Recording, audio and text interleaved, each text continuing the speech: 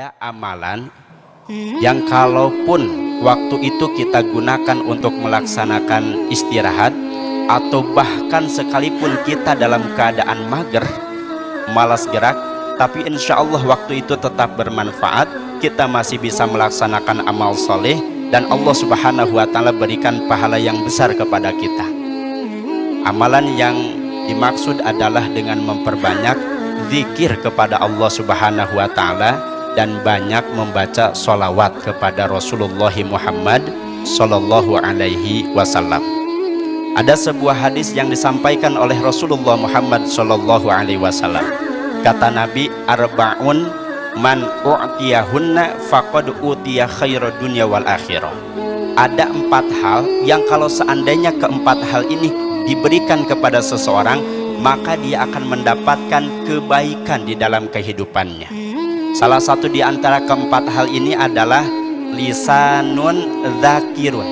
Orang-orang yang lisannya selalu berzikir kepada Allah Subhanahu wa Ta'ala dengan menyebut, mengagungkan, memuji Allah Subhanahu wa Ta'ala.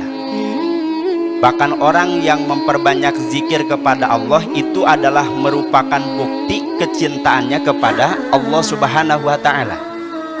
Orang yang banyak membaca sholawat itu menjadi bukti bahwa dirinya mencintai Rasulullah Muhammad Sallallahu Alaihi Wasallam.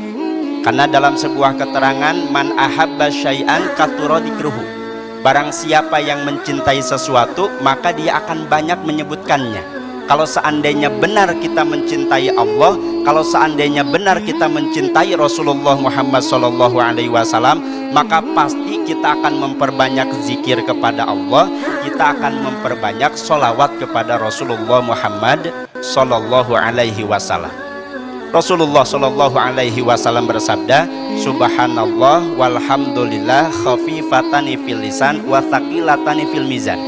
Kalimat tasbih, kalimat tahmid itu sangat ringan sekali diucapkan oleh lisan, wa thaqilatani, tapi berat di timbangan.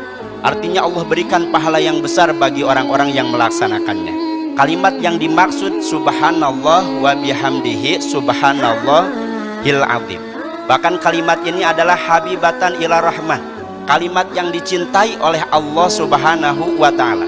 Ketika di akhirat kelak, Bapak Ibu sekalian, ketika kita dihisab, amalan kita kemudian diperhitungkan, ditimbang mana yang berat, mana yang ringan. Di antara kebaikan dan keburukan itu, siapapun yang istiqomah dalam membaca kalimat ini, subhanallah wa bihamdihi subhanallahil azim, ini akan bisa memberatkan timbangan amal kebaikan nanti di akhirat kelak, ibu bapak sekalian. Makanya guru saya dulu waktu di pesantren berpesan, jangan sampai meninggalkan untuk berzikir dengan kalimat ini, subhanallah wa bihamdihi subhanallahil azim. Paling berapa detik, tidak berat diucapkannya, tidak membuat kita susah, tidak membuat kita letih, tapi Masya Allah, Allah berikan pahala yang luar biasa di akhirat kelak. Ibu bapak yang dirahmati oleh Allah Subhanahu wa Ta'ala, begitupun kita bisa memanfaatkan waktunya sekalipun kita dalam keadaan mager, kita bisa memperbanyak sholawat kepada Rasulullah Muhammad Sallallahu Alaihi Wasallam. Allah sampaikan dalam Al-Quran, innallaha wa malaikatahu yusalluna ala nabi ya ayyuhalladzina amanu sallu alaihi wasallimu taslima. Sesungguhnya Allah, para malaikat yusalluna, menggunakan fi'il mudhari, sudah, sedang, dan akan terus bersolawat kepada Rasulullah Muhammad Sallallahu Alaihi Wasallam. Kemudian Allah perintahkan kita, ya ayyuhalladzina amanu sallu alaihi wasallimu taslima, untuk memperbanyak sholawat kepada Rasulullah Muhammad Sallallahu Alaihi Wasallam. Ibu bapak kalau seandainya punya anak kecil atau ada anak kecil di rumah, coba diperhatikan. Biasanya kalau seandainya anak kecil itu ada menyukai satu mainan, itu Masya Allah.